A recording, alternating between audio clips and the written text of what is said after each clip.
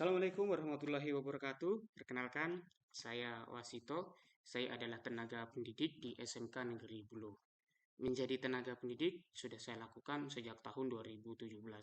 Selama menjadi tenaga pendidik, saya sering mendapati situasi-situasi yang menurut saya butuh perlakuan khusus agar situasi tersebut menjadi lebih baik. Seperti misalnya, saya sering mendapati motivasi belajar siswa itu yang kurang maksimal, kemudian peserta didik cenderung bosan ketika pembelajaran, kemudian peserta antusias peserta didik dalam belajar itu tidak begitu maksimal. Nah, dari dari permasalahan itu disebabkan mungkin karena proses pembelajaran yang kurang interaktif ya, di mana saya lebih cenderung menggunakan metode ceramah. Namun dari permasalahan-permasalahan itu saya kemudian mencoba merubah metode itu, yaitu dengan menerapkan metode pembelajaran yang berbasis proyek atau pada saat ini dikenal dengan istilah PJBL. Nah, hanya saja tantangan yang saya hadapi ketika saya menerapkan pembelajaran berbasis proyek ini karena sarana dan prasarana di tempat saya mengabdi ini sangat terbatas, sehingga ini akan menjadi tantangan tersendiri untuk di SMK Negeri Pulau ini saat saya menerapkan PJBL.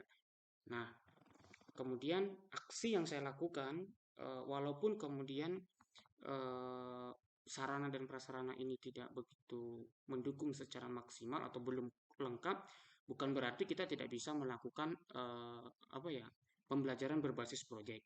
Nah, pembelajaran berbasis proyek ini yang kemudian saya lakukan, saya mencoba menerapkan sintaks-sintaks yang ada itu sehingga proses pembelajaran itu berjalan dengan baik.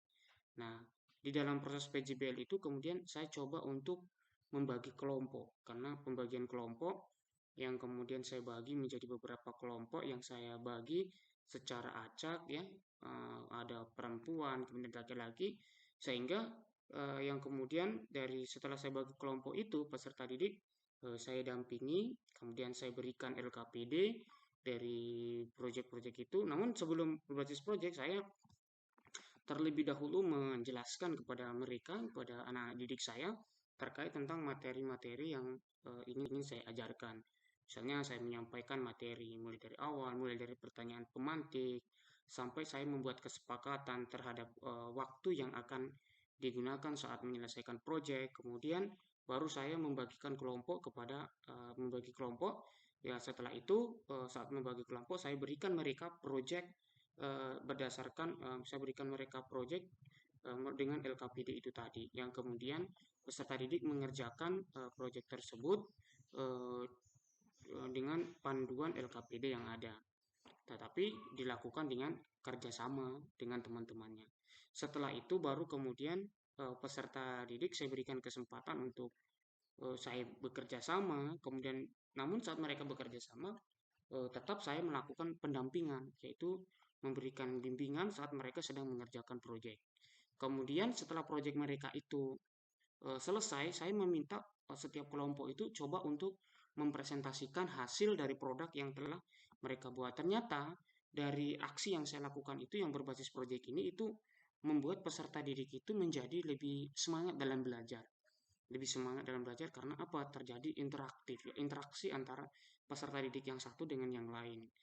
Sehingga ternyata hasilnya positif dari ini. Yang tadinya ini, yang kemudian di saat penerapan PJBL ini juga saya juga menginkludkan ke dalam bagaimana memanfaatkan multimedia atau teknologi dalam proses pembelajaran ini. Dan ternyata hasil yang diperoleh saat saya menggunakan PJBL ini sangat sudah lebih baik dibandingkan sebelumnya yang saat saya menggunakan berbasis ceramah ya.